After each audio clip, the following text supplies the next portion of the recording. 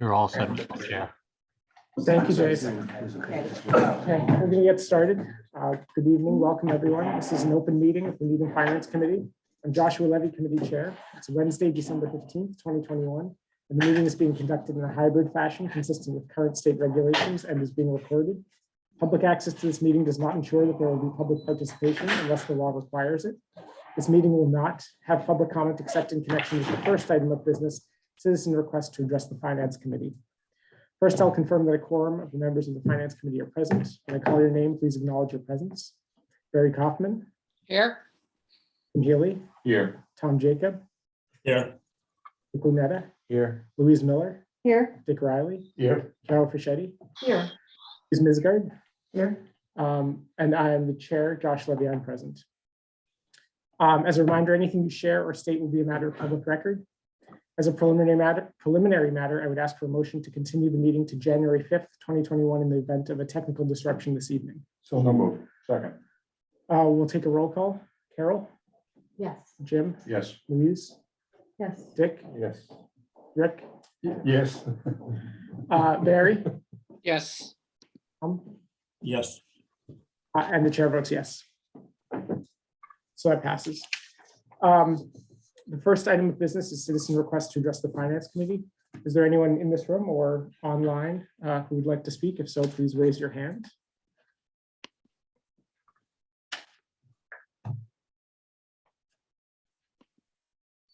Dave, is there anyone who's raising their hand? There is not, Mr. Chair. Okay. In that case, we'll move on to the next item of business, approval of the minutes of the prior meeting, December 8th, 2021. Is there any discussion? Has anyone had a chance to review the minutes? So a motion to approve the minutes? I'll move to approve. Second. We'll take a roll call. Carol, Yes. Jim, Abstain. Louise, Yes. Rick, Yes. Dick, I was not here, but I'll vote in favor of them because I read them. okay, Tom, Yes. Barry, Yes. chair votes yes. Okay, that passes. Welcome, John. The first item, next item of business is department budget hearings, the finance department. So we have many people in the room, some people remote who can speak to it. At first, recognize our liaison to the finance department, Jim Healy, to give an introduction. Thank you, Mr. Chair. The Finance Department was very cooperative and as always gave whatever information and documents that I asked for. We had a very nice meeting where I was able to speak with Melissa and Roger and get some follow-up. I'll just give you the highlights of the budget, and that will allow Dave and his team to provide any additional information or to respond to the committee's questions. In essence, the budget request for next fiscal year is approximately $3.7 million.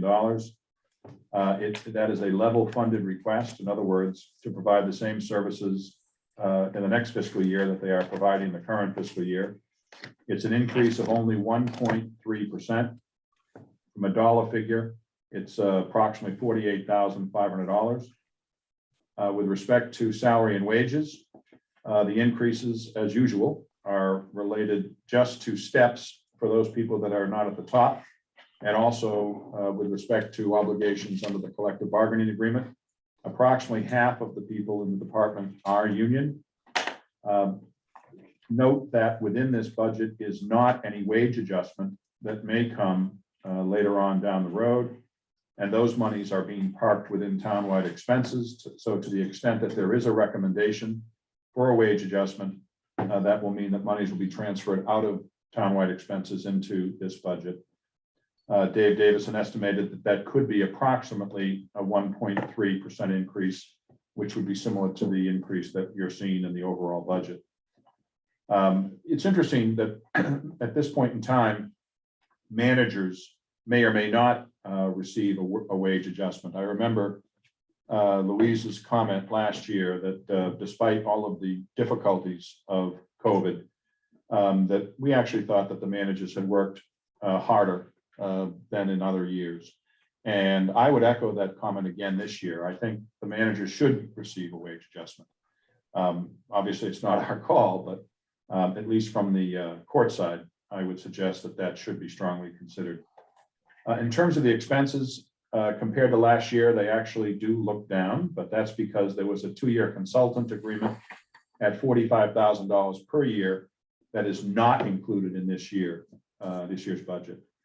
There is an increase for some independent audit fees, about a 10% increase. And that's because the federal government is requiring this new single audit report, which I'm sure that the department can better explain. In addition, there's an increase in the fees that will have to be paid to a third-party collection agencies. And that accounts for the increase in that. And from a capital perspective, you're looking at the same amount of money as last year. There is a schedule, as many of our departments have, and the basic schedule calls for approximately a 20% changeover of our capital equipment, computers, laptops, and things of that nature. And again, I'm sure Roger can address that in more detail. Interestingly, and I was told Dick Riley has a particular interest in this issue, which is the turnback. The turnback for finance department last year was 2.9%, roughly $101,000.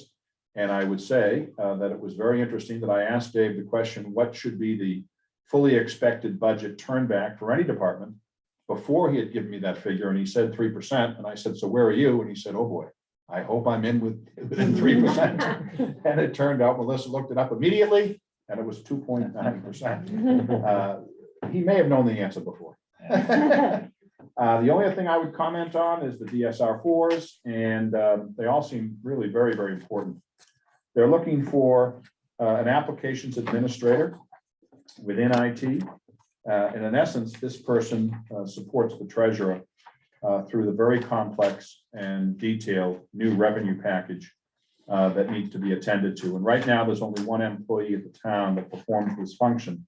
So there is no redundancy. And so God forbid, if this person was unable to come to work for any lengthy period of time, there would be no one who would be able to assist in those functions.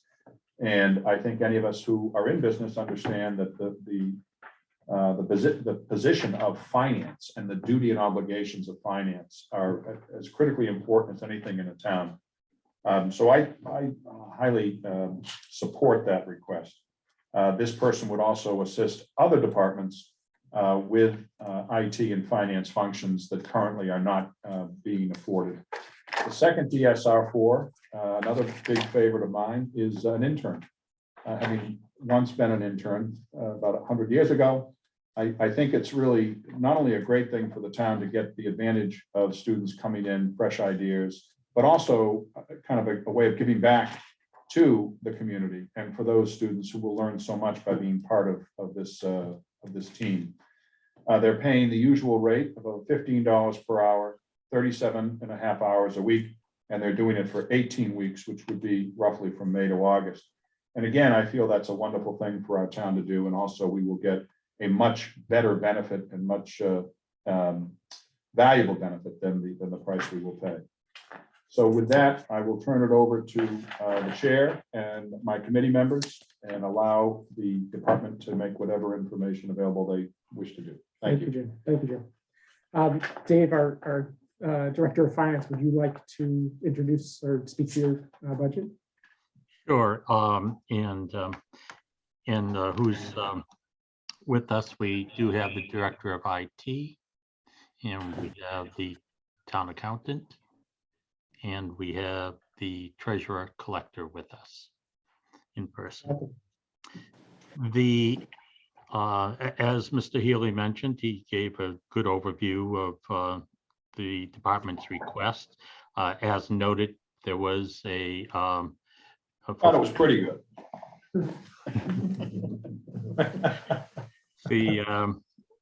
The budget this year is less than $45,000 that was funded for 2 years for temporary consulting services to assist the IT department with security upgrades. Had that money not been had that money been requested again for 2022, we would have been looking at a bottom line increase of 2.6% rather than a 1.3%.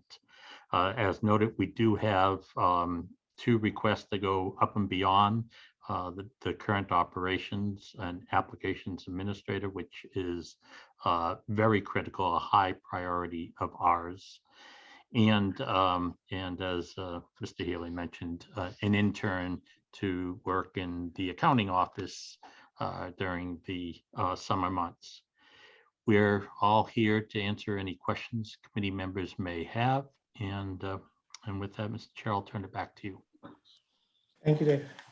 So I have a couple of questions. So one, last year, there was a 0% increase for non-union managers. Is that what is being envisioned again this year, or do you just not know right now?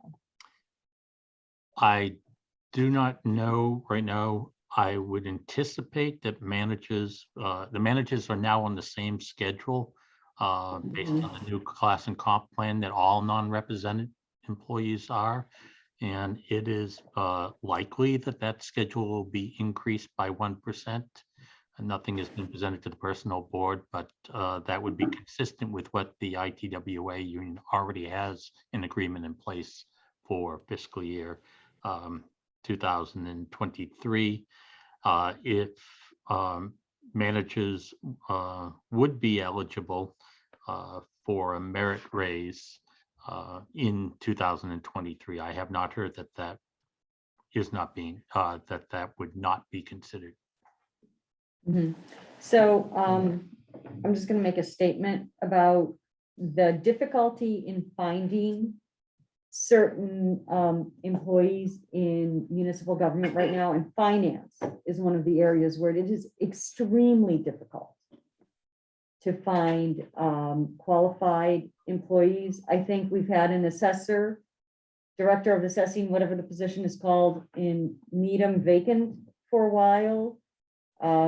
It is extremely difficult to find any of the positions that are under the director of finance. And I think the town should look carefully at both the compensation package and whether or not that particular department should have salaries reviewed. The other thing that I'm concerned about in this department is succession planning. Like really concerned about succession planning. What happens if you lose any single person, whether it be a department manager or frankly, whether it be one of the employees. And so I would be interested in hearing a little bit more about what the strategic planning is in the finance department. Well, overall, the town HR department is very much involved in promoting planning in terms of succession planning. As much as one can do that in the public sector, it's a little more complicated in the public sector to do succession planning than in the private sector. We do encourage people in the department to advance their knowledge and education, and we promote professional development. And with that, we look at anyone that we hire. Do they have the ability to advance and move up within the organization? That's very, very critical when we look at candidates at whatever level that we're looking to hire, and we consider those aspects. And Ms. Miller is correct. We are having a difficult time. We're in our third go around, second time of interviewing candidates for the director of assessing. And what's happening is it's not only trying to attract candidates, but to have them stay through the process. We had a promising candidate the last round, and at the last moment, the person withdrew from consideration, and we are going through a new round of interviews starting next week. And I certainly would entice any of the others that are in the room to offer any comments if they wish on those topics. So, Yeah, go ahead. okay, so I'll start. So in the accounting department, what I've been doing is cross-training. So right now I have one person that is responsible payroll coordinator for the town. The schools have their own payroll department, but ultimately all they're doing is hours entry, and then we're responsible for the 941s, W-2s, and processing the actual checks. I've been cross-training the accounts payable person, and we also have a business analyst that is being cross-trained to do payroll. They've started out with hours entry. The person that's doing payroll right now, she came from doing accounts payable, so she already has that knowledge with her. And our business analyst has done accounts payable, and she's filled in when we've had the vacancies of accounts payable. The assistant town accountant, she is the backup person for our payroll person. So if our payroll person were to get hit by the proverbial bus tomorrow, we do have the assistant town accountant that can fill in, as well as myself, to process payroll so that everybody does get paid. And that's number one. Yeah, that is kind of important. Abby? No, I was just gonna say, I really don't have any staff right now. But all of my staff, because of the nature of the business and cross-training, and everyone knows everyone else's job. I found out in the last couple of weeks that I really have a problem doing the day-to-day operations of the office because I'm not down there. Mhm.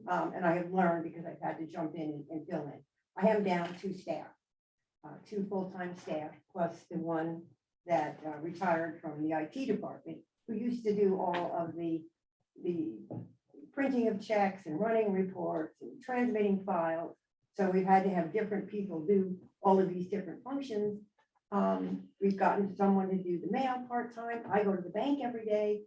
So we're all pitching in and helping. But as with Michelle, all of my people are cross-trained. In other words, my excise person can do real estate, can do water, sewer. My assistant is like a godsend. I mean, she does everything. I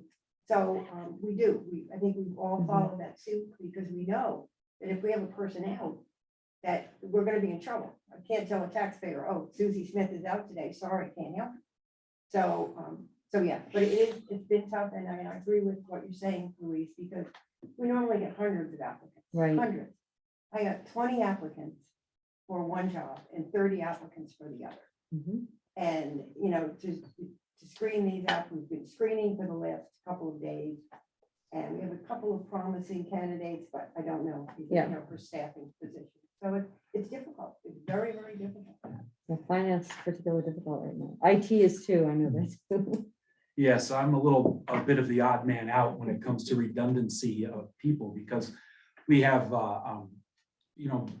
several of us in the department can do a lot of sort of the basic, let's go help somebody pull some paper out of a printer, let's turn the computer on for them, let's, do some basic things, but we also have a very complicated network. We have a very complicated, data centers and communications that was really one person's responsibility at this point in time. So my desktop support person doesn't have that skill. So we prefer not to say hit the proverbial bus, but actually hit the proverbial lottery.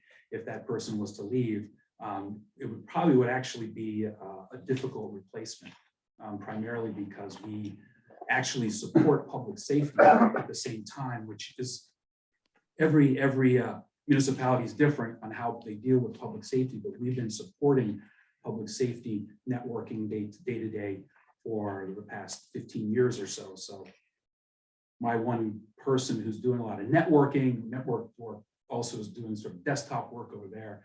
So he's probably doing the job of about 3 people right now. And so succession planning is a difficult thing for us, because if he were to go, I conceptually know what's going on, but the guy who we just hired, who's been here for 8 weeks, doesn't have the skill to do that. So it's difficult. He's this one person who's really doing not only networking, but system administration and security and desktop work. So yeah, it's tough, and it would be hard to replace the body because of what's going on out there in the IT world right now. So. Thanks for your input. Dick, did you want to ask something? Yeah, I'd like to put a follow-up to that and then a separate topic if that's okay. The follow-up, I once heard a very good description of what a board's responsibility was, which was noses in and hands off.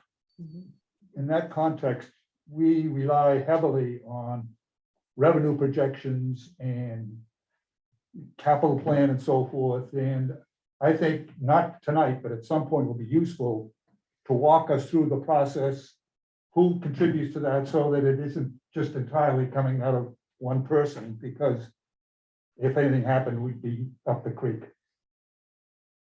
Secondly, a different subject, if that's okay. Yeah. In the write-up, it talks about the procurement process for the new billing and collection system. Likely put where that stands, and that can be awfully, new systems like that can create huge problems. What's the plan? Are we gonna run in parallel for a while? If we could just talk about that for a bit. Dave, do you want to? Go ahead, Dave. Starting with the billing and collection software, we are still in the procurement phase. We have received proposals, had product presentations from 4 different companies, of which we have downlisted the 4 down to 3. And we have interviews that with them to go over their written and technical proposals during the month of January, with the thought that we'll have downsized and selected a solution by March of 2022. And then that's when we'll start looking at the timeline and the phasing of the different modules that need to be implemented. Finance Committee might recall when I initially came for the appropriation, I anticipated the project would take about 36 months in total time. And there's nothing that has happened to date that would alter that timeline. And again, that 36 months is from when we execute a contract. And So you don't envision that when is the earliest that you envision you'd be able to issue bills from this new software? the earliest I would envision would be July 1st for either water and sewer, or for motor vehicle excise. It's unlikely that we'll be able to meet the issuance of property tax bills by July 1st of 2022. We're probably looking at 2023 for a tax billing. Thank you. Any other questions, comments? Mr. Chairman, the only other thing I would like to say is it just kind of a particular personal point of privilege, as they say. In addition to Dave and Roger and Michelle, I do want to point out Evie, because I've had a chance to be around the block a couple of times, starting in the early 90s and then through the 2000s and now back here again. And I just want to say, for those people in the town, you know, how much Evie does for the town, how committed and loyal and dedicated she is for the town. And so thank you for everything you do for us. And so glad that you're still here and keeping us financially afloat. Thank you very much. Thank you. I appreciate that. I appreciate that. Here, here. In this world of minor, low-level returns, I suppose, $600,000 difference. Yeah, It's brutal. awful. It's brutal. I want to say I'm sorry, but I really. Nothing you can do about it. Um, In fact, that's where the risk comes. If you stretch to try to get more return, Yeah, you can regret that. I was so happy we were getting over 1%. We were getting over 1%. We were almost getting to 2%, and then all of a sudden, you know, look at it, and everything just crashed. I never saw, I mean, I was here through, I want to say it, when was it, 70, whenever that happened, and then in the 2000s when that happened. But then I've never seen it go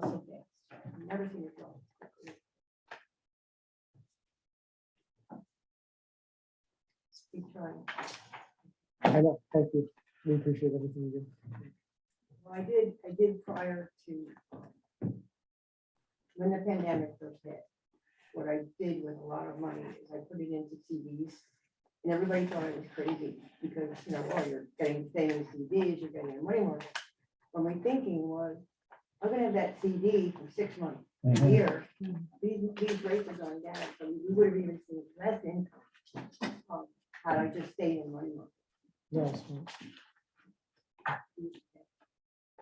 Thank you. But thank you, everyone. I appreciate it. I really do. Next item is technology capital.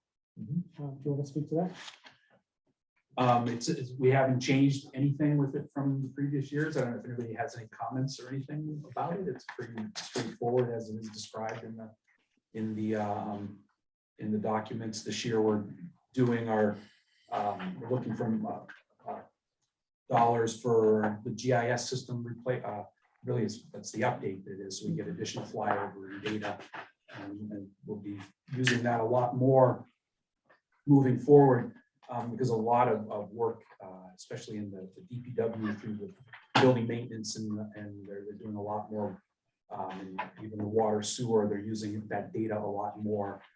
And so it's becoming more and more important to have that data. We're trying to use it to update some of our other infrastructure, the water sewer drains, things like that. We're trying to use some of that money for. Again, this year we're at FY 23. We're asking again for some public safety mobile money. This will be the last time for, I think, for public safety, we'll be asking for capital this way, because right now it's not finding itself under the definition of capital. It's not lasting 5 years. So the hardware that we're buying, these hardened, most of them are tablets.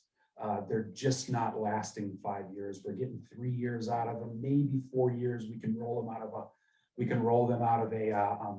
of a patrol car into a detective car or something like that, but they're just not lasting the 5 years as the capital is defined.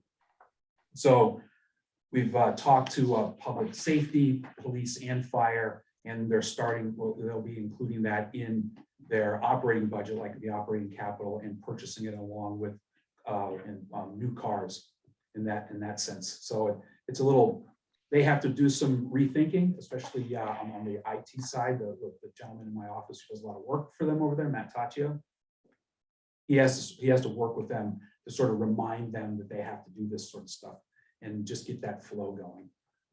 So I don't think we'll be seeing this capital request in here again. We've been doing it for a few rounds now, but so I think this is the last time. The other one is public works mobile devices. This, I think, will continue to be there because unlike the public safety mobile devices, which are really 24/7, hot, cold, used all the time, in and out of, you have a little tougher use. These are used during the day, daily operations, in and out. They're becoming much more mobile. Like I said, they're doing a lot more with work orders, doing a lot more with NIPD's work, doing a lot more with cross connections, all mobile out in the field. And other departments outside of DPW are doing using more mobile devices. The building department has been using tablets to also go out in the field.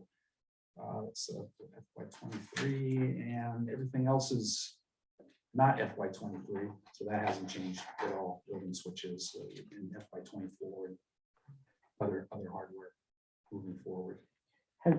Has your department been involved at all with the new police and fire communication system? Heavily. Matt Taccio has been involved in it he's a network manager for the town.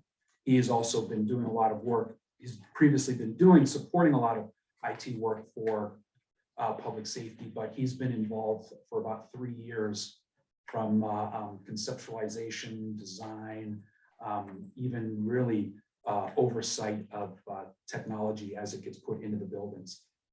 So it's become much more complicated than it was. For example, the one example is they ring bells. So in the fire station, they ring bells when they get a call. So ding, ding, ding, ding, whatever the bell sign is that they ring. Well, that just used to be copper wire. Now it's on the network. And that's just how the process is, because now it goes to a switch. It actually goes up to Fire Station 2. That has to be controlled and managed by us. Even video feeds are at the Fire Station 2, come back to Fire Station 1 because they don't have a manned dispatch in Fire Station 2. So there's somebody there at the dispatch in Fire Station 1 that's keeping an eye on the station. They also have the doorbell system up there that is on the network. It's all switch based. So there's a lot of things that have happened historically that are now more us. They're more involved with IT department and switching and IP addressing and all that sort of stuff. So everything, door access to cameras, to video, to all sorts of things. It's been pretty complicated. And like I said, he's been at it for 3 years. It's taken him away from other projects. We don't have the staff to help in those other kind of projects, the staff with the skill. In terms of that gentleman with the fire service and police service,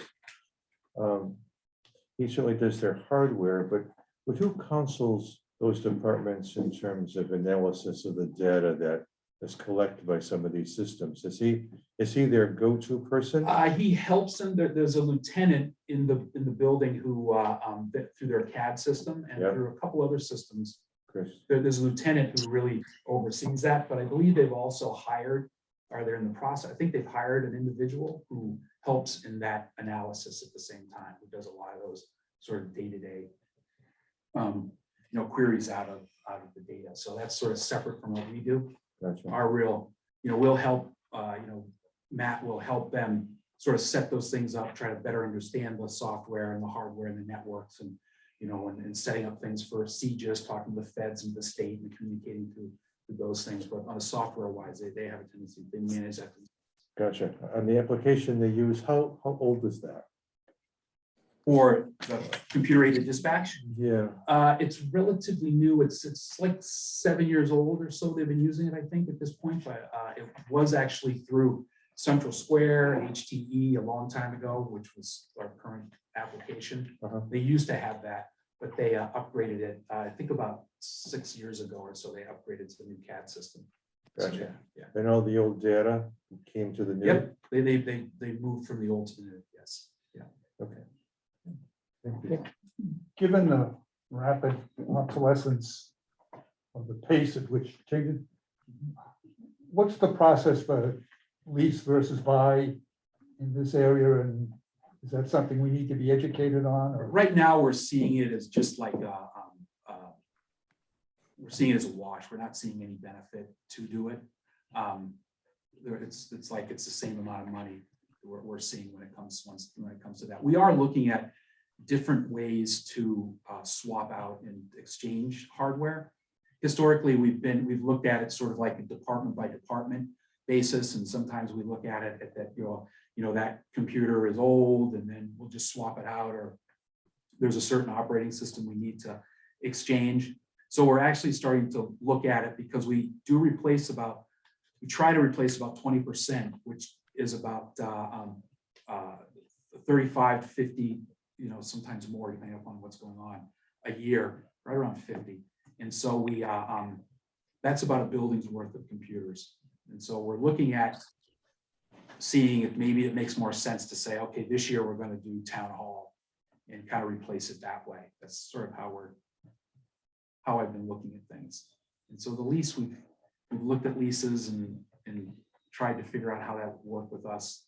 And because a lot of times leases are all or nothings. Like you go and you replace large chunks, like a whole building or a whole business or a whole town. I know the schools do things like that, but they'll do a whole building at once sometimes. So I think as time goes on, what's really going to happen is things are going to be more cloud-based, even though we don't like to hear that so much because of all the problems that go on. But even our desktop operating systems themselves will end up being cloud-based too. So there's all sorts of things that are coming down the path. I think that's something that ultimately the finance committee ought to, at least I ought to have a better understanding of than I do. I'm not speaking for anyone else, but I think that's something that would be part of our responsibility to understand how those decisions are being made and be comfortable with those decisions. A couple other questions. So back to the police and fire. Are you also involved with the new towers? Yes, yep, we were involved with the towers. We were involved in, we were at a lot of meetings, and we needed to be part of that because it's basically on our network again. It's managed, through us. It's all IP based again, and comes back to it. So we have been involved with the towers. And their maintenance? We're not involved in the actual maintenance of the equipment on the towers itself specifically. That's done through, I think, Dave, is that done through the leasing through the town or something like that? The maintenance, like on the tower itself, the hardware, not necessarily the switching inside the buildings. But that would be done by the town through contractors that they hire. And then last year, I remember we had a conversation about the schools. I know your department doesn't deal with the schools, it's completely separate. Has there been any thought as to maybe future integration? There's been no conversation. The only thing that we provide for them is the general ledger package. So, and that is, we manage that through a VPN, essentially Citrix, as a Citrix workspace as a front end. But there's been no conversation about bringing the departments together. So. And just, if I may, just be clear, the business side of the operation is under us in terms of the application and such. It's the education side, and most everybody you connect with in the school department with technology is all the academics and all the student-oriented and teacher-oriented systems, and which is not something that we have knowledge or a role in. But you duplicate infrastructure between school and town, or? They have their own separate infrastructure. yeah. So, I mean, they have two people over there. I don't know, Paul Messias, and I forget his name. I can't remember his name right off the top of my head, but they have two people over there that manage their database and network, their servers and their switching between their buildings. I have Matt, who manages that on our side. So we have about, I think we have 15 buildings right now that are managed on the town side, with about I think there's 10 or 11 of those that actually have people in them. So it is a little different. They have less buildings but more people, a lot more people in them. So yeah, so there is some duplicity in what individuals do within the different departments. Hopefully it's duplication. not Duplication, duplicity. yeah. Oh, I'm sorry, duplication. I'm sorry. Yes, duplicity. Yes, that's a nasty word, isn't it? Good deal. How involved were you in the new compensation classification system personnel put in? Just like everyone else, we just filled out the forms and submitted those forms. Is that what you mean? Yeah, Yeah. So we just. someone on your team manages that application, or no? I'm sorry, I don't know what you mean. I thought a portion of the new classification and compensation system was that it was online, so to speak. Is that, do I have that incorrect? There's no application. if that's what you- Roger, I think he might be thinking of the applicant system. Oh, applicant tracking? Yes. Oh, I'm sorry. Yeah. That's actually, I have a member of the staff, the application administrator right now, who's helping the HR department Okay. be part of that. We try to, I try to have staff help support the departments when they are looking for software. We try to be involved in sort of like trying to help them understand what the application does, if there's workflow involved in it, if there's databases that are involved. Sometimes there's local databases, trying to help them in that aspect and sort of have a general knowledge of how the application might work. Mhm. Because at the end of the day, it's really the department's responsibility with their application to understand how it works, and we'll support them as best we can. I mean, again, if all of a sudden the HR department won the lottery and left and they needed someone to run the applicant tracking software, we would try to help them as best as we could to try to understand where it was. But at the end of the day, my opinion is it's ultimately their responsibility. So again, to Louise's point, is that if one of their staff leaves, one of their staff can show them how to do it without taking away from IT staff on their day-to-day operations. Thank you. Any other questions, comments? Okay, thank you very much. Thank you so much. Thank you. You're doing for the town. Thank you, folks. Our next item is Park and Recreation. We don't have anyone in the room right now. I wonder if there's, Dave, anyone online who's. Nope. Pretty ahead of schedule. Nobody are ahead of online. Perhaps you could move to the 9:10 agenda item? Yeah, I think that's a good idea. Thank you. Carol, do you want to give an update on the Housing Plan Working Group? Sure. So I had Louise send out just basically the packet that we all received for our first meeting in October. So we've only had, this has only had 2 meetings. We had the second one, I remember last week. And it looks to me like based on that meeting that the strategy is going to have to change a little bit. They originally envisioned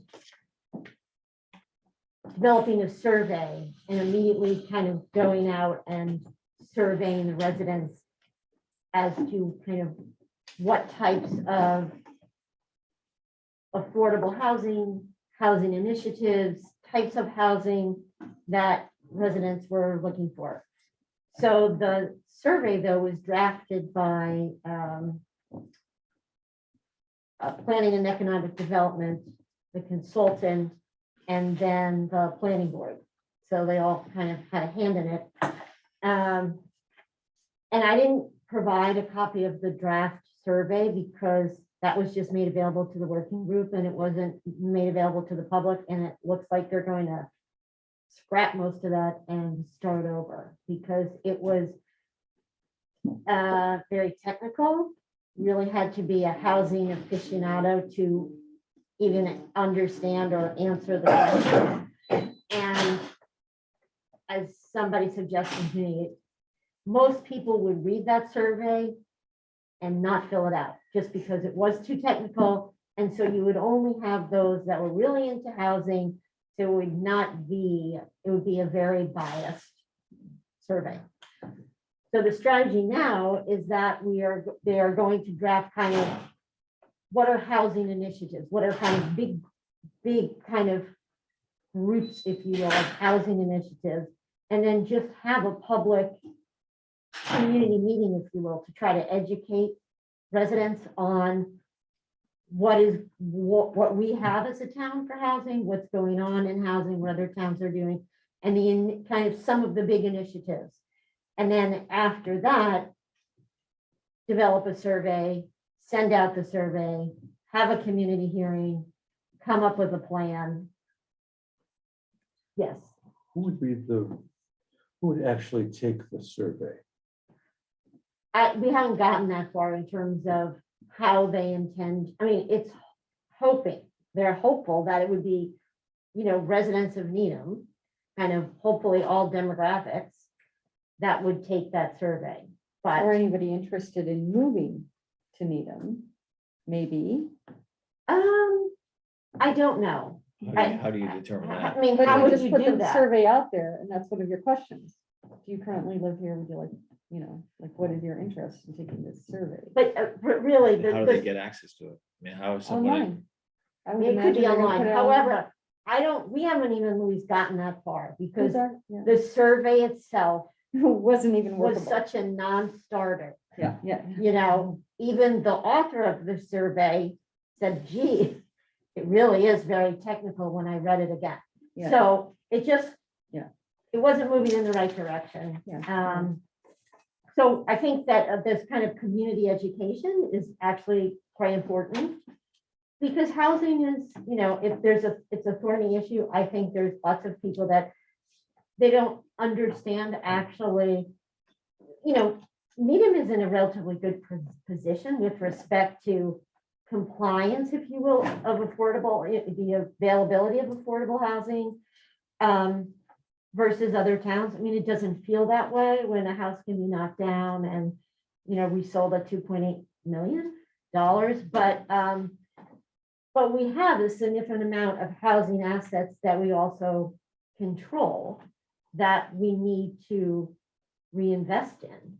And so there's kind of I think there's an acknowledgement that there's a lot of ways to skin a cat. So we have to kind of go back to square one, educate people, actually generate some excitement on, for housing issues, and then send out the survey. Carol, is there a consensus on what the desired outcome is? There's no consensus on the desired outcome. Obviously, it's a collection of people representing committees and then some residents. So I think if you polled every single individual on the committee, they would have a different answer to that question. And my answer is that, and really the select board's answer to that is that we're one voice, in my case, in a committee of 9, the select board in one voice in a committee of 5. And so there are some significant governance issues with this housing working group that are difficult. And, they want to have something at the end with all our names as signatories endorsing this. That part I have a problem with. So we'll see as this evolves when we get to the closer to a path that we're going down, whether, a representative, whether, somebody on the planning board actually presents this to the finance committee kind of for a vote. I don't really know. Select board is having the same issues with that. And my role is that I said that whatever we do, we have to highlight in everything we do that there are economic choices that residents are making with one initiative or another. And so it's not right or wrong, it's just a fact. So we need to make sure that we continually highlight that so residents can make a well-informed decision. And that survey was very, every housing initiative was desirous, but there was no, economic implications of X, Y, and Z. So I would just suggest that whatever outcome the committee decides on, whether it's more affordable housing, whether it's just a more greater diversity of housing, that it have some measurable outcome so that we know whether it succeeded or not. Well, yeah, I think. but I think it's even yeah, before it's that, well like, it's well before. the Right. thing is, I think we even have, because we won't know if we succeeded what's success? The success will be judged in the rearview mirror 10 years from now. So I think it's more assessing what we do. I really think personally, I think it's assessing what we do have, preserving what we do have, optimizing what we do have, and what are the costs of doing that? So I would say, And Mr. Chairman, that something that it resonates with me very strongly is having been into Chambers Street on multiple occasions. Those places need renovation. They need reconstruction. And we started it with, further up the street on Uric, and we built some nice townhouses, but we've done nothing for Chambers Street. And it's I don't want to be overly dramatic. I think it's somewhat of a disgrace. I don't understand. We want to talk about Madura or Avalon or whatever. What about the people that are actually living in these places that might have a stove that's 45, 55 years old? So, I don't think it's that complicated. And I spoke with Representative Garlick. Scott Brightman had a plan back when he was in the Needham Housing Authority. I don't know what happened to that plan, but I agree with what you said. Let's take a look at what we have and how we can make it better for the people who are living here now, the citizens, the veterans, the town officials that can't afford to live anywhere else. I think there's an ability to do it. I think if we can get a mix of state and federal money to do it, CPC money. I mean, it's gonna take talent and some people to kind of get together, but that's where I'd like to see the priority. And I do think that's kind of the direction, well, I don't want to put, that's the representative from the select board that's on this group, Dan Matthews, that is definitely the direction that they are moving in as well. So, I think the most recent meeting was actually positive, because there were some of them, this is not gonna work, and let's just take a step back, and this is what we have to do. So it's moving slowly. I mean, that project plan was ideally 11 months that we would meet once a month and have something probably be pushed out maybe a month or two to get this initiative and additional kind of hearing in the works. So that hasn't been adjusted. But I'd rather it move slowly than move mistakenly.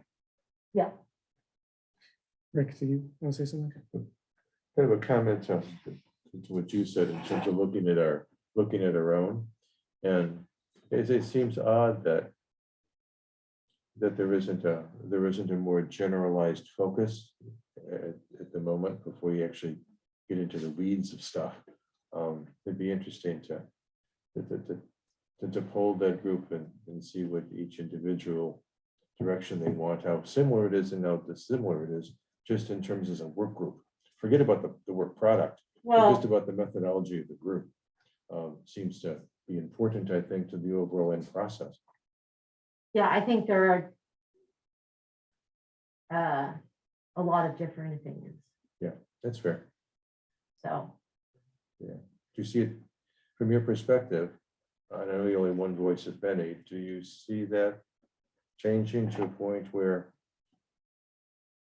well, there's honestly, like-mindedness or can the actually fact accomplish something? that they decided to not go forward with the survey, when I was fearful that they were going to try to, that everybody in the group was going to try to actually push this forward, because it was very much blue sky, you know, they wanted to do kind of every housing initiative again that possibly could be done. So I actually thought it was a positive that there were many people on the committee were willing to take a pause and factor in, you know, an education, partnering potentially with developers, thinking about the kind of economic choices that we're making and the implications for the town. So I don't know the answer to your question, but I thought it was positive that we were moving in a less individualistic direction. So we'll see what happens as it evolves. Yeah. How often do you meet, the frequency? Once a month. Gotcha. The goals still seem a bit nebulous to me. Maybe it's too early. No, it is definitely, yeah, definitely nebulous.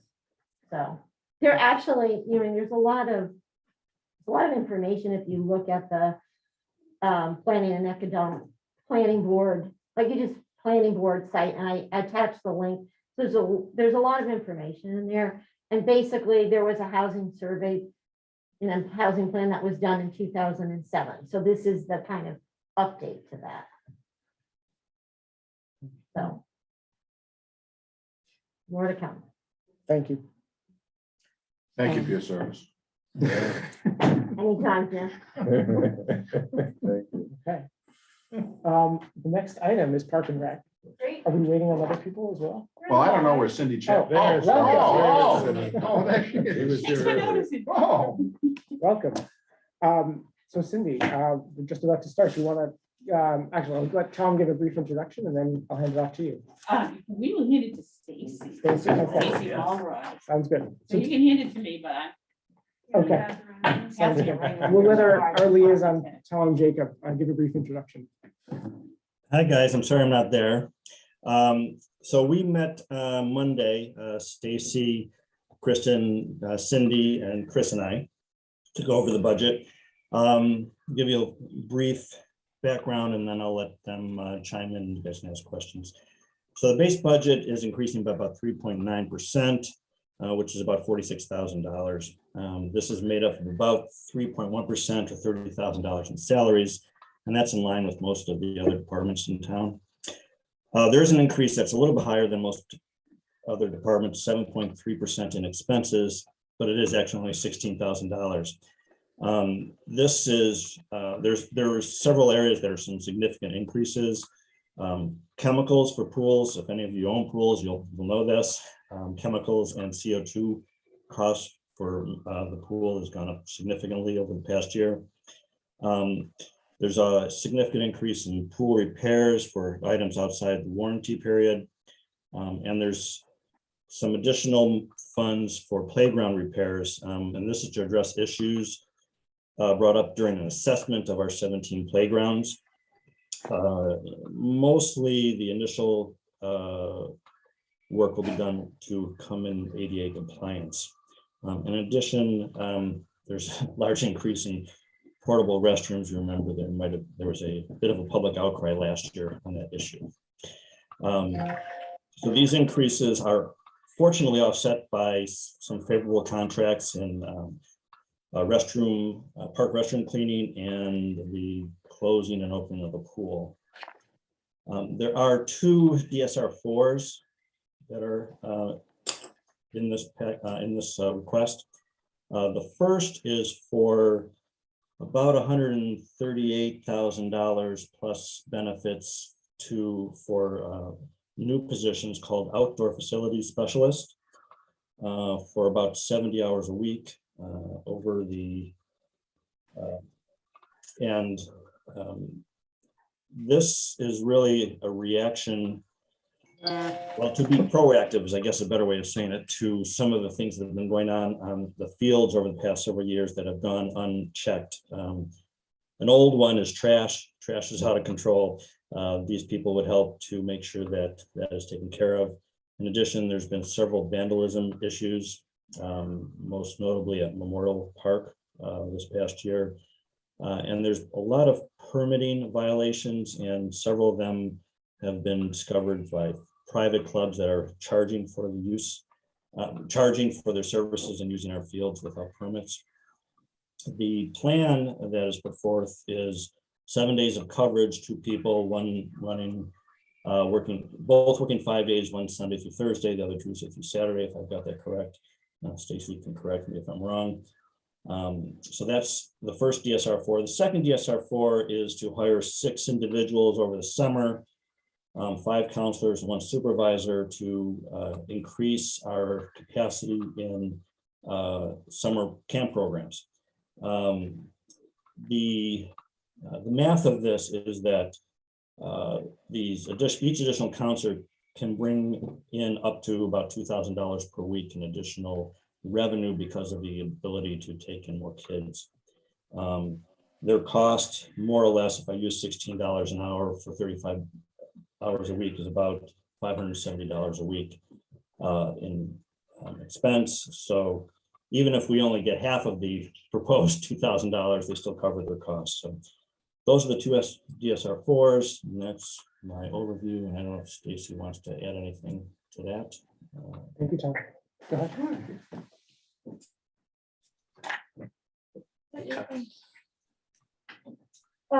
So Tom hit all the highlights, but we can go over it a little bit. Because of the pandemic and in the everything shortages, and that, you know, it just seems like everything's just taking forever and running short, but chlorine and CO2 went up significantly this year. CO2 being the bigger jump. Chlorine we were expecting and prepared for slightly, although it did jump higher than we expected it. But the CO2, which balances our pH for those of you who have pools, is the big one that there was actually a significant shortage in August, and then we jumped even. So we are putting in to prepare for those things. The playground assessment did identify some maintenance that we need to go out and take care of, and also and those things are like things we can fix in-house: chains, swing belts, bolts, not something like a broken slide piece, which we would have a vendor come in for. That's under something else. So those are the things, and then obviously the portable restrooms was a big jump from what we had in the past. Typically, we only had portable restrooms either for major events or at the end of the season when after we winterized our bathrooms, we brought in porta potties for the last 3 to 4 weeks of the season. This year it was much different. We had them from spring all the way through this week.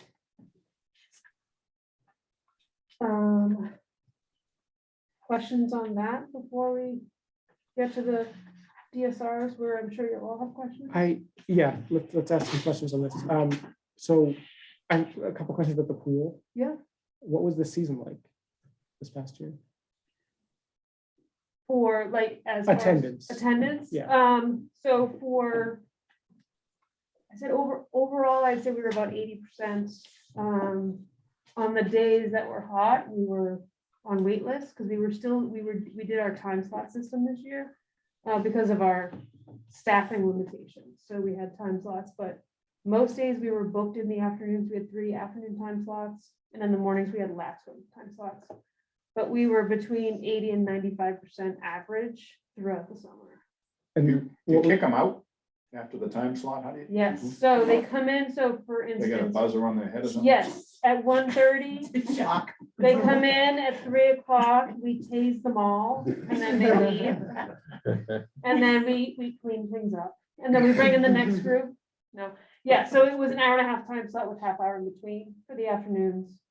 And the last ones were on the hour. They were a little different. And Ron, when did the season open and close? So we opened the end of June. Yes, we had a staggered start because of high school kids being in school. So we opened weekends at first, and then I think the week before July 1st, we were our full season until the second week of August was our everyday. And then the last 2 weeks of August, we were again shortened hours, just based on staffing. We stayed open as long as we could based on the dwindling staff numbers. How many hours were you down because of staffing? In general, From So we from when weren't- you open to when you close?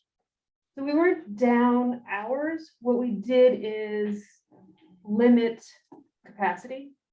So we had staff, but instead of like, if we had less staff, we would have 100 capacity. And if we had more staff, we had 200 capacity. So we were Gotcha. able to manipulate it that way in order to stay open. Based on our time slots. That's right. Was staffing a real issue? Staffing, we hired our last person on August 10th. So we hired all summer. So that was a good 2-week Long. hire. It was good, yes, good 2-week hire, and you know what? That person worked every day and we needed that person. God bless. So, I also think they just turned the right age at that time to be able to get hired, so we got them in there.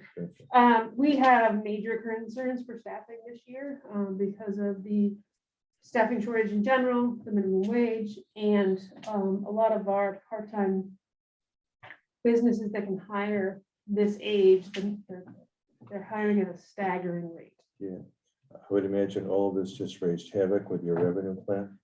Yeah. How badly did it damage all that? So, you mean outside of COVID? COVID raised havoc with our revenue plan in general, mainly because if you bought a membership in 2020, we rolled it into 2021. So our incoming revenue for 21 was not very high at all. We had So- some, but not a lot. 2022, based on the number of phone calls I received starting in September, looks to be much better as far as memberships. Now we're just concerned about staffing. And, you know, whether or not we can get the amount of staff we need. Minimum wage going up, it's gotta be. Minimum wage going up. Yeah. We put in some suggestions for Schedule C, and I know that was, I believe it was adopted last night by the select board. To retain our staff. Prior to this, it was like year 1, you got a price, and year 2, you get a different salary, and then it stayed the same. And this new Schedule C starts a little bit higher. It starts at $15 an hour, which is higher. It will be next year's minimum wage. And then it will be a 3% increase each year that you return. It does cap at some point. We're not gonna pay like our 10-year increase at 3%, but that is what we did. And so we built this budget based on that for seasonal salaries. Oh, One more staffing question. How many returned from last year? What was your attrition? From 2020 to 2021, Yeah, we had about 40%. 40% attrition or 40% return? 40% return from 20 to 21. Okay. We don't know what that's gonna look like in 22 yet. I think Rick anticipated my question. In the past, the revenue numbers were helpful to me. Are they gonna come to us at some point or? Mhm. Yeah, we can certainly provide those. That's not a problem. I know there was discussion in the past about so the startup cost and the shutdown cost for the pool. Would it be possible to get us, I guess, the cost that you paid a consultant to do that, and then what the hours that the DPW spent on that as well? Yes, so what we have right now is last year we went into a 3-year contract with our vendor. And that every year it changes, so the startup and shutdown price increases because everything changes. So we have that, and then we have on-call prices, and then we break down what DPW does for us and how many hours.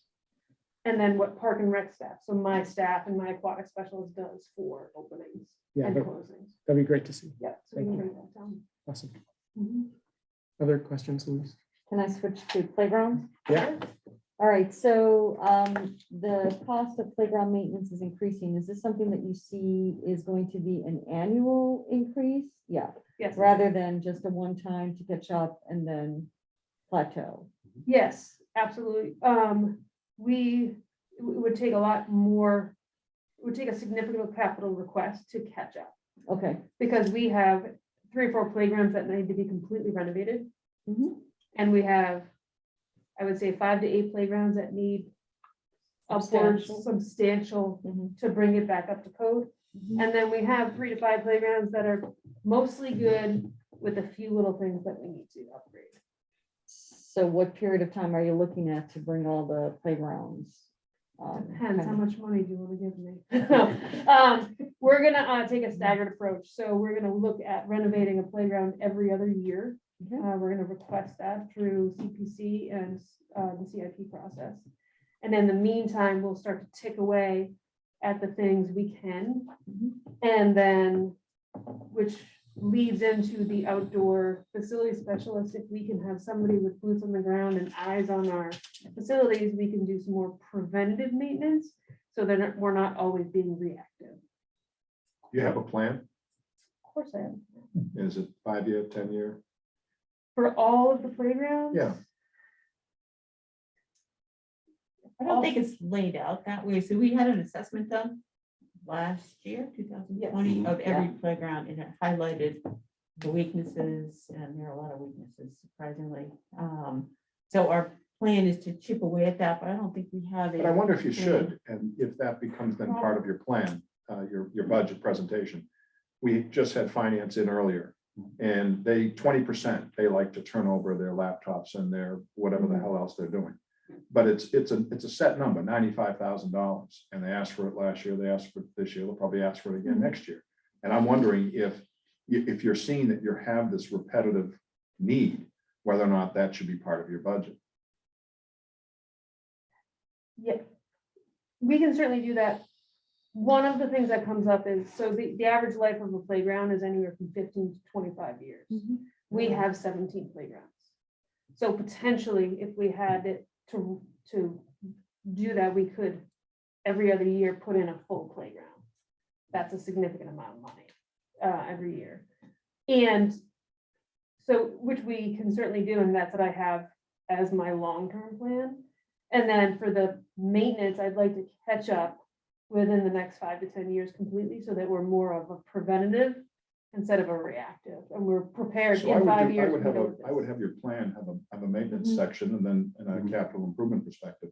Sure. Are they eligible to seek funds from the Athletic Improvement Facility Fund? Not for playgrounds, Ah, okay. or at least it's not happened prior. I guess all I'm saying is, by way of comparison, is we're putting them, money aside every year to replace the turf fields and for other things, which, I wholeheartedly supported. And I think that having gone through this exercise in 1997, 1998, when we first started renovating our playgrounds and our fields back then, I think that's something that I would do. I think you put it on the table. It may not be that it gets funded every year, but at least you put it on the table and it becomes a subject of conversation. Yeah, I think it's a good idea. I agree. And Actually. And with the annual maintenance, I think what would be helpful is to see what, I mean, I don't know what the list is. We don't need to know what exactly you're doing, but it comes out to $100,000 a year or $150,000 a year for us to get on a good maintenance plan over the next, and I think 10 years is too long. I think you need to shorten that timeframe. I would also check too, David would know this. Are there any town trust funds? There's $10 million in those trust funds. Some are allocated to scholarships. I'm just curious, since they're so relevant to your work product, if you'd be eligible for any of those. What kind of scholarship? The town has trust funds. Trust funds. There's $10 million. There's worth. three We've tried over the trustees. years. We have tried over the years to get money from those trust funds. It They're is not very difficult. Is very, it Joe very Scalia difficult. still? I believe he is still one of the, yes. I went in front of him, yeah. It is very Maybe- difficult, but maybe we some haven't sticks tried. to- Barry, you were on that thing at one point, weren't you? Yeah, he took my Did I wake seat. him up? What's going on? So the other thing is there also are ADA grants that are available. Yeah, And so to the extent that's what you're doing, So almost, you should, but my number one plan is to get as much ADA access as we can, and not just surfacing, but Yeah. elements and yeah. up in the air. What is your view on whether ADA should be at every playground or half of the playgrounds or? How much time? do you have? Oh, boy. That's an interesting Okay. question. to Maybe ask, we'll yeah. table that for Yeah. another day when it's a Saturday morning. Currently the town has two excellent ADA playgrounds. Both of them are attached to schools and are not accessible for the bulk of the day, for the bulk of the year.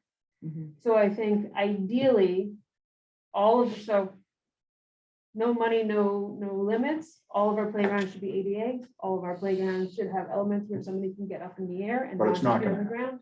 It's not gonna happen. So maybe part of your plan is to come up Surfacing with should be an absolute must. a plan that isn't attached to one of the schools.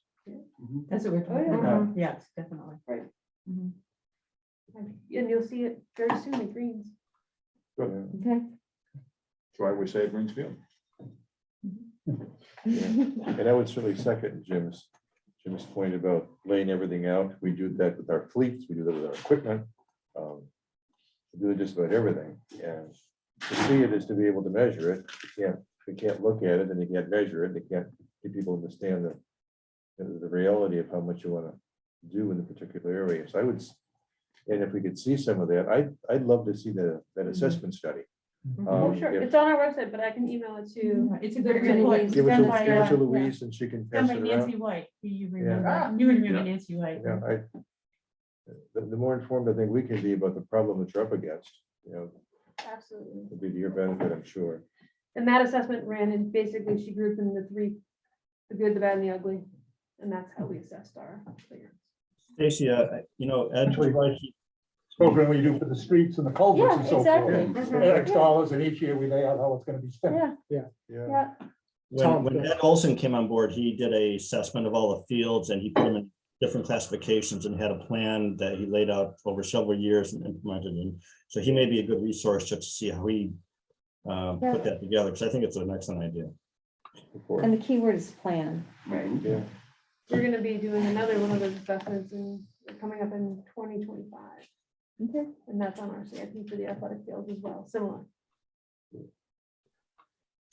Can I jump to your DSR4 Sure. on outdoor facility specialist? Excuse my ignorance, I've read this twice and I still don't know what that person or persons are going to do. Some people like to refer to it as the person as a park ranger. Oh, but Because that felt very Because limited. I saw maintenance, I saw the in the weeds kind of cleaning, I Yep. saw supervision, I saw oversight, I saw customer delivery service. Yes. Just walk us through what this person's actually going to do. Sure. These Pearsons, two of them. two. So two Two of of them them, on, yes, off the schedule. So what this person is going to do is for the Park and Rec Department, we have no people out in the field. All of our full-time staff are in the building or when the pool's open at the pool. So we don't have eyes on playgrounds on a regular basis or eyes on fields. And so we don't know what's going on at our playgrounds. So they'll be checking the facilities, checking on maintenance, checking on, not checking on maintenance, but evaluating our assets in the field. Fields, buildings, restrooms, and playgrounds. They'll be checking on permits during the season to make sure, I mean, we know that the soccers, the big soccers and the baseballs all generally have permits, but there are, like Tom said, a lot of rogue people out in the fields, specifically DeFazio, where they think we can't find them, running boot camps and things like that and charging money. And so that person will be handling those situations on a regular basis. And then it moves to we've had a significant, as you know, significant uptick in trash. And we have a meeting once a month with the 10 to 12 department heads trying to figure out whose job is the trash. And Jim loves trash. Yeah, It's- they had a summit a couple of years ago, big trash summit Yeah. up there in James Howard Hall. Yeah. We have resolved nothing. I'm So like, it's nothing's Right. changed. Nothing. And for us, what happens is Eddie and his team spend more time picking up trash than they do taking care of the fields. And so this has just become worse and worse and worse. So this person will be not just picking up the trash, but I feel very strongly, but being out there will limit the amount of trash and vandalism because there'll be a presence on the fields. A presence during our school half days where we're seeing a lot of vandalism. As you guys, I'm sure you saw, there was vandalism this morning, yesterday morning. Last week, the bathrooms at Memorial were trashed again and vandalized.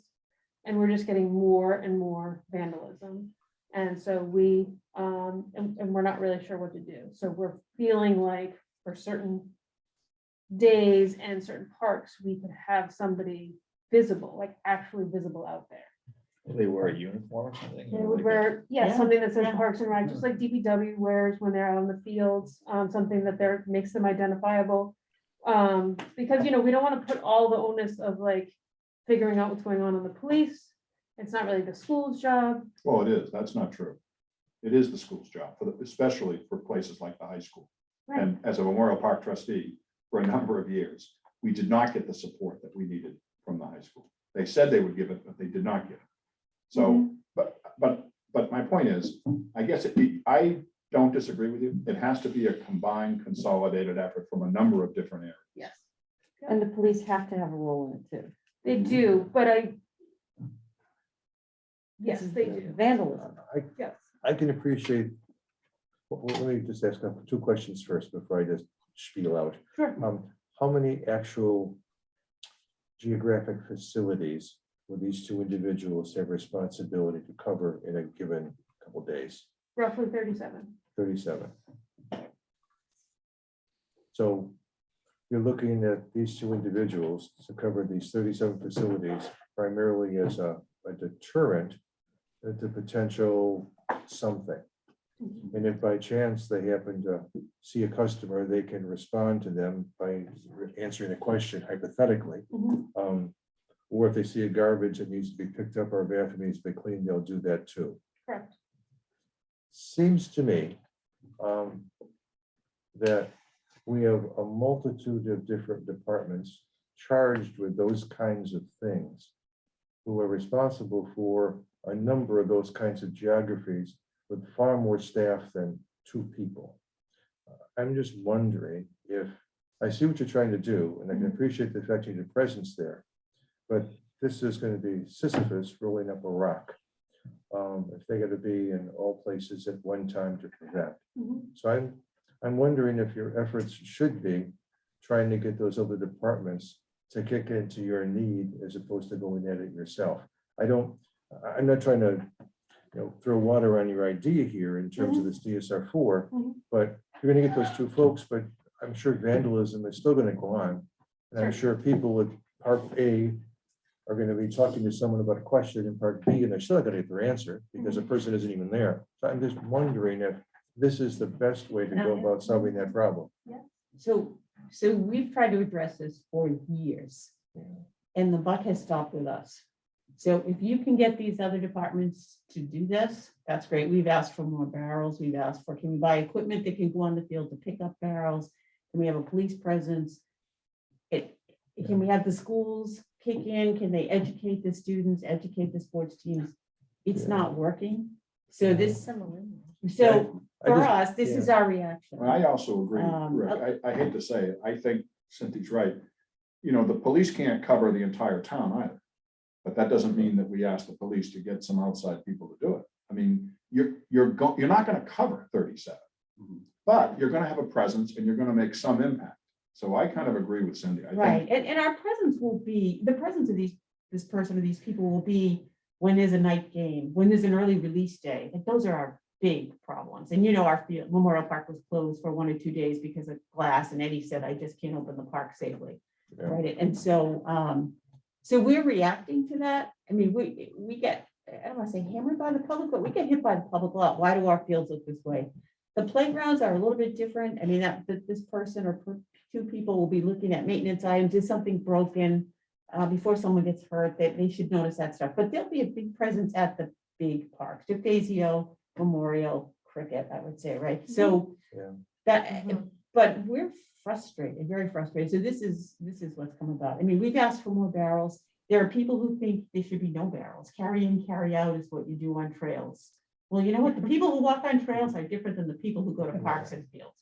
People on trails do carry in, carry out. Our folks don't carry out anything. I don't know what they carry in. We find egg cartons, we find, milk containers. I mean, I don't know who's bringing that stuff to a field. Sure, But, well, it's good all you're finding is milk Right, containers. My two so questions are, we're just frustrated, but so my two, what's this person gonna do in February?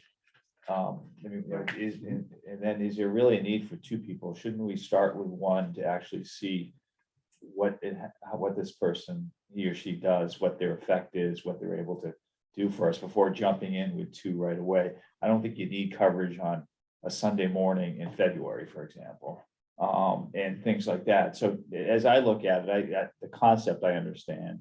I just think that the deployment of two people in this manner at that cost is not where we start, but actually work towards that to see if it's something that's really going to work.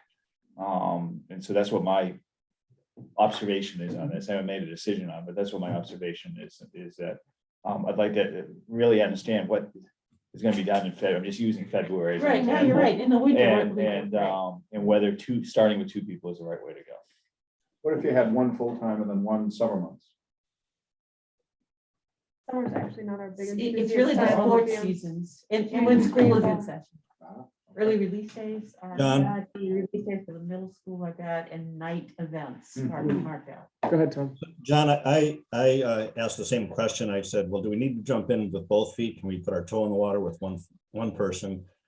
And your point about February is a good one. I'm also interested, the need is there. So I think there's some consensus around the table. There's a need to figure out this problem. But spending close to, if you had benefits, close to $200,000 seems like a big leap. And if you also add in during the school year, Monday through Friday, are you going to have this person at school locations, parks? Because the DeFazio was, pretty quiet on a Wednesday between 9 and 3. So again, it's as John said, maybe putting together the schedule would be helpful, and maybe paring it down to see, let's do a 1-year review of it. Maybe this becomes a warrant article like we've done with a lot of other positions, and see how it affects or impacts what you're trying to accomplish. Can I ask a question? Is there a, we've done this with other positions that sort of cross departments, like here, you mentioned that a lot of these tasks have been handled by whether it's park and forestries or DPW or the police even. I mean, allocating some funds from each of these departments to fund a role that, for this purpose that does help benefit all of them to some degree might be another way to look at this. I don't know if that's feasible or not, but. And yeah, just mean, another pickup on that, it's a little bit, is this person gonna have a car? They're gonna have a town vehicle? Do they actually pick up trash, or do they call someone and say there's trash here, come get it?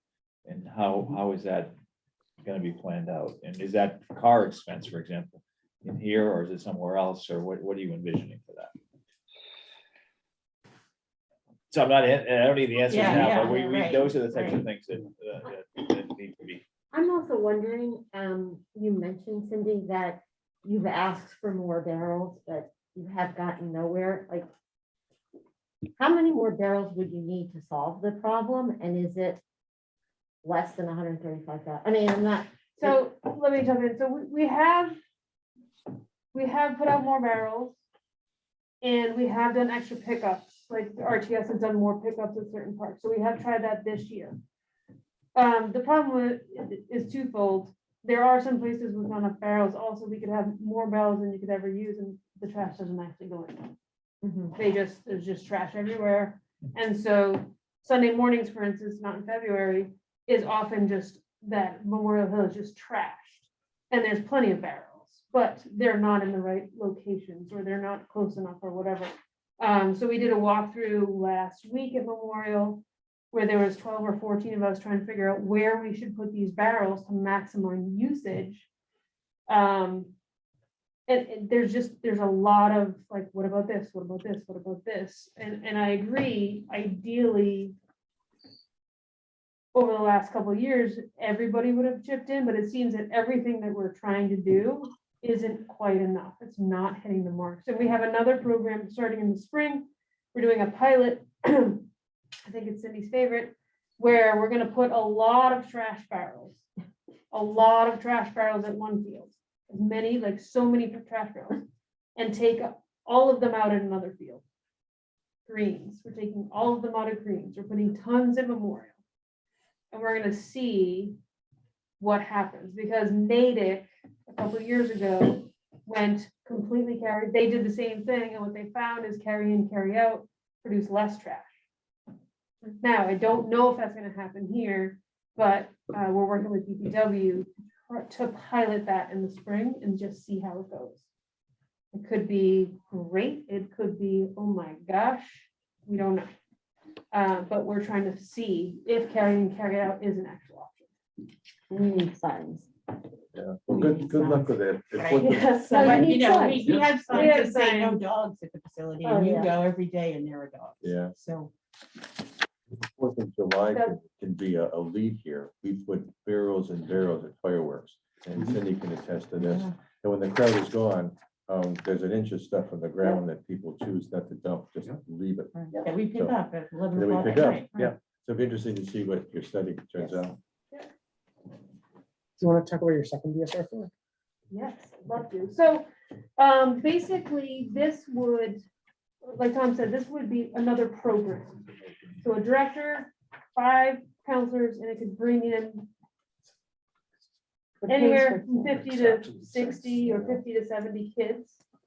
And it would bring in double the amount of the expenses, basically.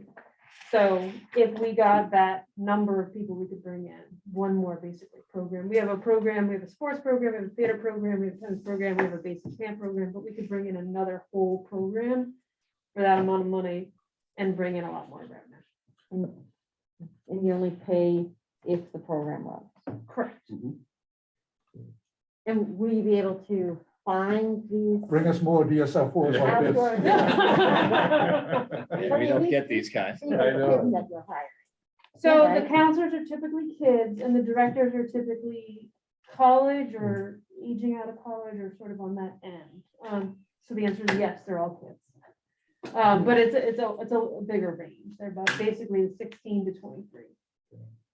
Reminds me, John, of this thing called the summer program. Remember how How the about that? Park and Rec used to run that at every one of the schools? And our parents would get us up at 7 in the morning. They'd give us a little lunch and we'd go off to Mitchell or wherever. We were there all day. It was the playground program. It was the right? great Playground. playground program. And what did you do with the trash at the end of the day, Jim? I called my mother and said, come over, we gotta pick something up. That's a great idea. I fully support it. And I'm hoping we can get the staff. Well, that's the thing. I And mean, if we don't, obviously, we Don't don't, spend we the money. don't run it, we don't offer it, those are the things. I didn't But we mention are that doing a lot of new ideas to try and get staff in here sooner. We're gonna be in the schools. Not just the high school, but we're gonna put some tables into high schools around the area and the colleges and try and really push applications. We're in this year, for the first time, we're having a holiday party and we're inviting our last year's staff to come back and just hang out. And hopefully sign up for summer. Would you put this into your revolving fund or is it a precursor to revolving fund? The program itself? Yeah. It would be in revolving fund. Okay. It would be in the general. The revolving general fund. Revolve into the general. That's fund. a revolving answer. All of the above. I support it. Thank you. And thank you. Perfect. Anyone else have any questions? Okay, thank you so much. Thank you. Thank you so much. Appreciate it. Have a good night. I hope you're not here too late. Tonight's No, gonna be that was the good. last thing. That's January to our bad. Yes. So last thing, I don't have any other updates. Well, I guess today was the last meeting of the Needham school master plan extension group. So I think we should expect in January to have a final report from them. And I'm sure that the school department is going to be rolling out messaging to the community and getting their feedback as well. That's part of the plan. That How are they gonna do that? I don't know how they're going to do that. Well, there was a bit of discussion today. There is, I think, a meeting January 7th of the Mitchell School Council. So that's with parents. So I think that's going to be the first stop. And then Okay. they're going to do something similar at Higher Options in Pollard. But I don't know if there's a bigger plan in the works. I know I'm new to the group, but I hearken back to the fact that the debt management policies are set not just by the Board of Selectmen, but also by the Finance Committee. I don't have the capital book in front of me. Used to be on page 1 or 2. You open up the capital book and there were the debt management policies of the town. They're now on the last page. Okay, oh, yeah, they put them on the last, beautiful. Put them back in the front. But the point is, you need a debt management plan, we need a financing plan that is consistent and is pursuant to the debt management policies, period. And they're just gonna delay it until finally, I guess, if someone will force them to make it public. But so I hope we get to that sooner rather than I later. just had an And idea. just to finish the thought, if it's a terrible result, tough. In other words, if it shows that we're going to be out of our debt management policies for the next 10, 15 years, show it and tell the people. And what I don't like is they're playing hide the weenie. They don't want to come out and be public about it. And that to me isn't right. But I think that, and I mean, I think I mentioned to you, Josh, before and to John, I think we need to do a better job kind of telling the debt management story, if you will, because I've looked at some other towns' websites and they have some really great historical data on, their debt levels, their kind of debt per capita. We could have a little finance committee dashboard. I don't think people will be reading it every, Thursday morning, but it would be up there, it would be transparent.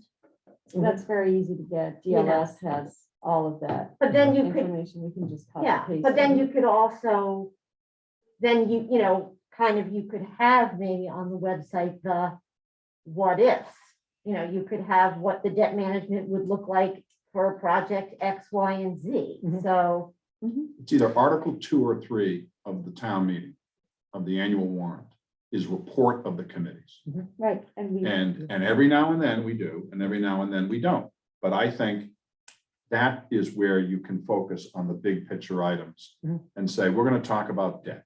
We're now rebuilding the rest of our schools, trying to pay for Emory Grover.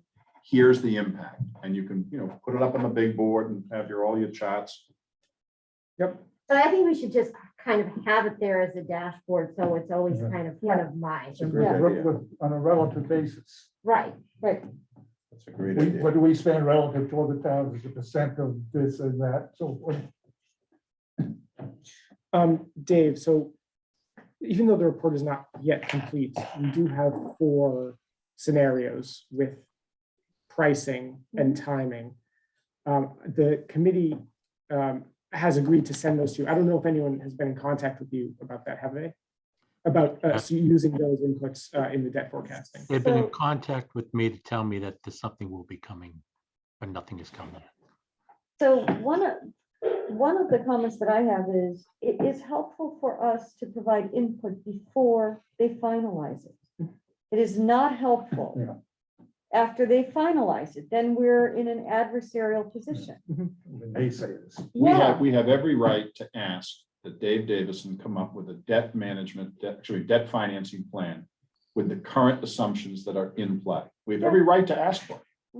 And they don't want us to ask for it. They want us to wait until they can give it to us. But we control that. So I have all that data. Dave, maybe you and I, and certainly inviting everyone else from that group, can have a discussion where we can give you those inputs, and maybe you can plug those into your model. Because my understanding is that once you have those inputs, it's not a big lift for you to run your model again because it's already built. Is that correct? No, that's. Okay. but what we can do though, is we can take certain assumptions, right? Correct. And we can create something it's not going to be as sophisticated, but we can create more of a ballparkish model. And that's really what we're looking for. Yep. Right. They can refine it. It can get refined later, but I'm really not going to be happy if we're given a package with a bow on it. And now it's our job to destroy. Well, everything because in I there. think you're anticipating what you're gonna get, which is Right. that there's 4 scenarios. Right, And one's gonna say, we're gonna do these projects over 12 years, and the total amount of them is $350 million. Right.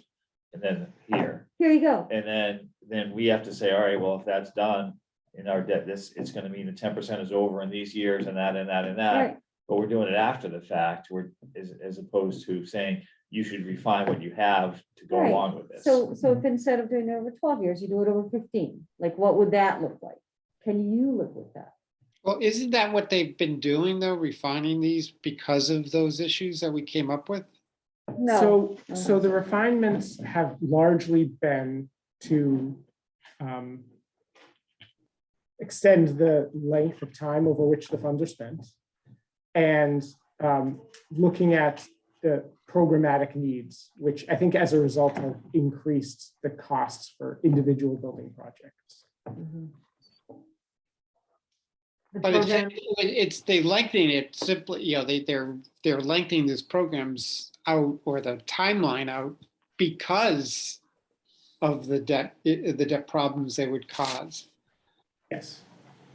Right. Well, and also because if we're going to seek MSBA support for multiple projects, it's It would almost just be good to impossible. get it early. Yep. So I'll circulate the notes that I have to the committee. I want the 2-pager, Dave. That's what I want. You know what I want? I want you to show me the schedule using some hypotheticals and assumptions, which can change. I get it. But that's what I want to see. And I looked at it. You sent it to me the other day, pages, 15, 16 out of the 752-page report. Thank God you told me where it was. But that's what I'm looking for. And I think the whole committee would benefit from seeing it in black and white, red, where the red is through the roof. I'll circulate my notes to everyone here and to Dave. And I think it would be, the holidays are coming up. I don't know if we can expect to have anything soon. No, I'm not. But- We've been waiting, I don't know how long, so I don't think it. Okay. Anything else? Motion to adjourn. I will take a roll call. Tom, Yes. Barry, Yes, enthusiastically. Yes. Rick, Yes. Louise, Yes. Jim, Yes. Carol, Yes. John, Yes. the chair votes yes. Good night, Merry Christmas.